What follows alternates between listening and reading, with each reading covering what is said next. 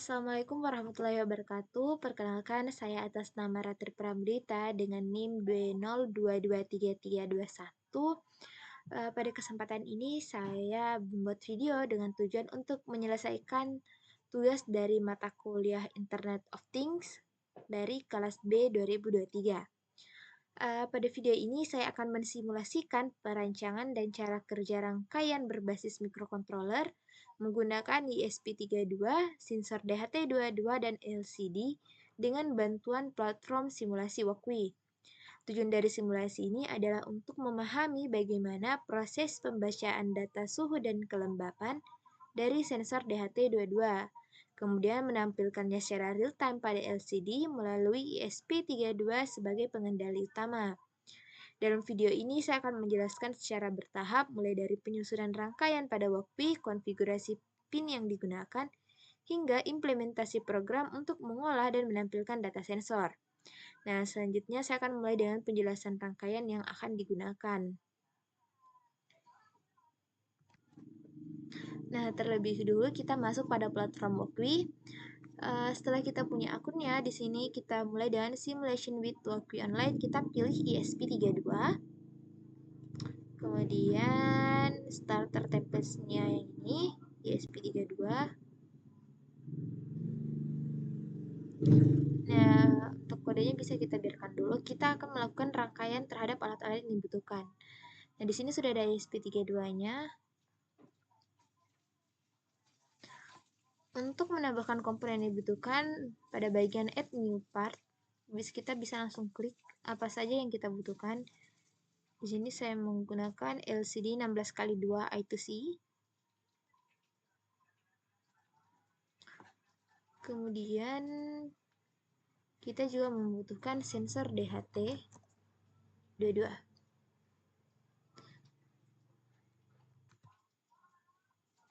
Nah, di sini kita menghubungkan pin-pin yang ada dengan pin yang ada pada ESP32. Caranya kita cukup klik pada pinnya, misalnya di sini. Pada pin DHT22 saya akan mengklik VCC, yang kemudian saya akan hubungkan dengan pin 3V3 yang ada pada ESP32. Karena ESP3 menggunakan logika 3/3 volt, jadi sensornya kita supply dari 3 volt. Kemudian untuk ground yang ada pada ESP32 kita sambungkan juga pada ground yang ada pada pin ground yang ada pada ESP32-nya. Nah, kita sambungkan pin ground yang ada pada DHT22 dengan pin ground yang ada pada ESP32. Ground ini penting supaya referensi tegangannya sama, jadi pembacaan datanya tidak terjadi error. Kemudian selanjutnya pin data atau pin SDA yang ada pada sensor DHT22 ini kita sambungkan, saya hubungkan ke pin 23 yang ada pada ESP32.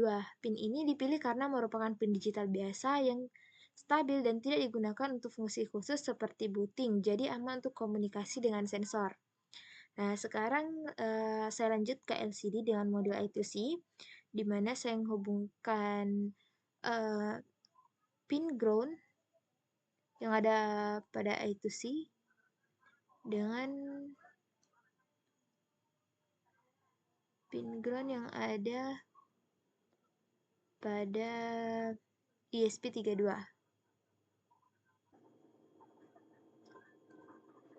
Lalu pin VCC yang ada pada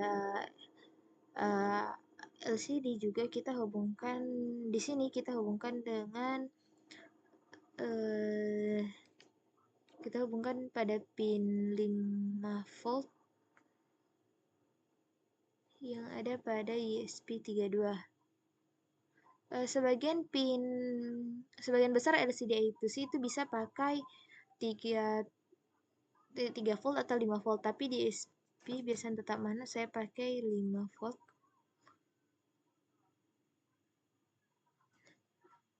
Selanjutnya pin SCL.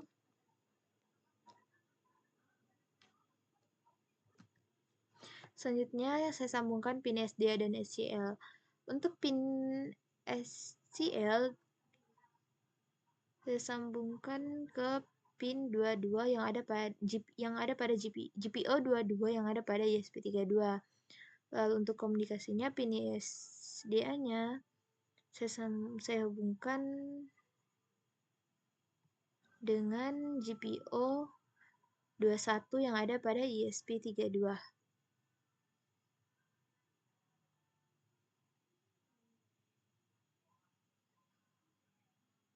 Untuk membedakan agar lebih dapat mudah terbaca, di sini saya ubah warnanya dulu.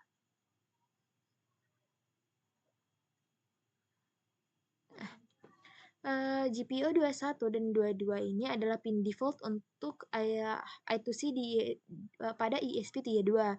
Jadi kalau pakai library standar tidak perlu konfigurasi tambahan jika menggunakan pin tersebut. Setelah semuanya terhubung, setelah semuanya terhubung, seperti yang ada pada gambar ini, sensor DHT22 akan membaca suhu dan kelembaban dari lingkungan.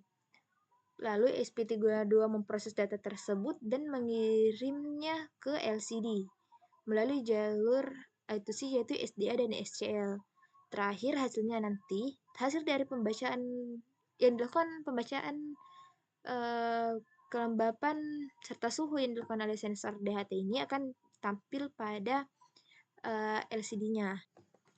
Nah, selanjutnya di sini saya akan membuat program untuk membaca data dari sensor DHT dan menampilkannya ke LCD I2C menggunakan ESP32. Saya akan jelaskan fungsi dari setiap baris kode yang akan saya gunakan. Kita bisa hapus yang ada di sini dulu. Nah, pertama kita saya akan mengimport library yang akan digunakan. Pertama ada library dari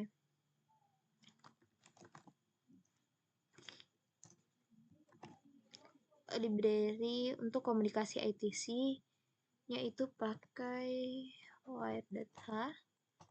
Kemudian ada 3 library yang akan digunakan.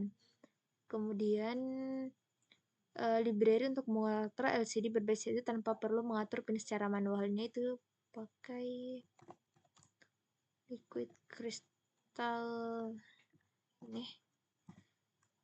Kemudian untuk library dari sensor DHT itu sendiri kita pakai yang DHT.h. Library ini digunakan untuk membaca data suhu dan kelembapan dari sensor DHT. Selanjutnya kita melakukan inisialisasi dari LCD-nya. Di sini kita klik liquid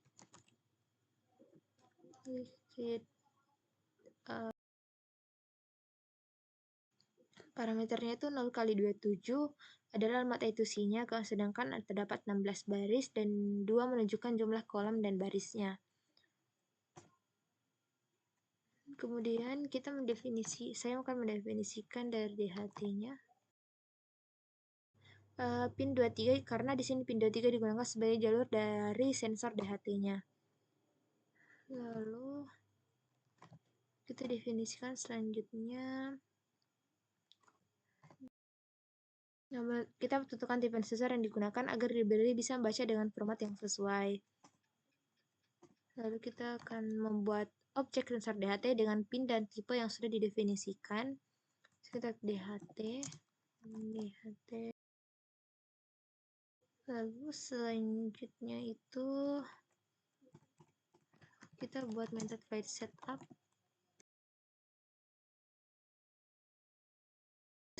Ini digunakan untuk memulai komunikasi serial dengan baud rate-nya itu sesuai dengan nilai yang tertera di sini. Biasanya untuk debugging di serial monitor. Ini berfungsi untuk menginisialisasi sensor data agar siap digunakan. Ini sesuaikan dengan pin dari LCD tadi. Ini adalah inisialisasi komunikasi I2C di mana pin 21 sebagai SDA dan pin 22-nya sebagai SCL. Ini digunakan untuk menginisialisasi LCD sebelum digunakan. Lalu ini untuk mengaktifkan lampu latar LCD agar tampilannya bisa terlihat. Fungsi ini untuk mengatur posisi kursor pada LCD, di mana angka pertama adalah kolom, angka kedua adalah baris. Jadi, tulisan 0,0 ini itu berarti kolom pertama, baris pertama. Perintah print ini untuk menampilkan teks ke LCD mulai dari posisi kursor yang sudah ditentukan. Sekitar 2 detik. Jadi dia akan memberikan jeda 2 detik. Ini penting karena DHT tidak bisa, sensor DHT22 tidak bisa dibaca terlalu cepat. Kemudian ini kita buat fungsi ini itu untuk membaca nilai kelembapan dalam bentuk persen. Kita menggunakan tipe data float karena biasanya dia itu tidak baik kelembapan atau temperaturnya biasanya itu tidak dalam bentuk bilangan bulat, tapi bilangan desimal. Ini fungsi untuk membaca suhu dalam derajat Celcius. Lalu kita akan melakukan validasi data, jadi tulisannya if. Fungsi isnan ini digunakan untuk mengecek apakah data yang dibaca tidak valid atau gagal. Nah, jika dia terpenuhi, maka membersihkan LCD-nya dengan perintah lcd.clear.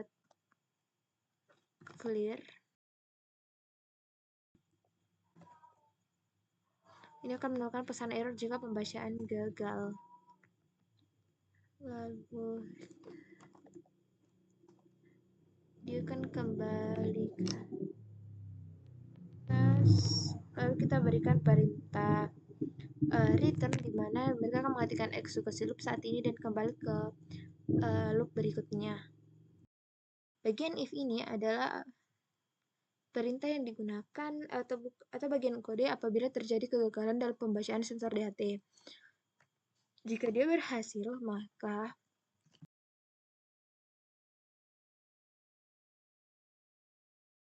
ini untuk membersihkan LCD-nya. Lalu jadi LCD clear ini itu untuk membersihkan layar sebelum menampilkan data baru agar tidak bertumpuk. Print perintah serial.print ini yang akan tampil pada serial monitor. Nah, untuk menampilkan pada LCD-nya itu kita ketik LCD print. Ya, ini untuk menampilkan karakter ASCII khusus, yaitu simbol derajat. Jadi kenapa di sini kursor 01 itu memindahkan kursor pada baris kedua yang akan menampilkan untuk kelembapannya. Kita akan mencoba merenang apakah berhasil atau tidak.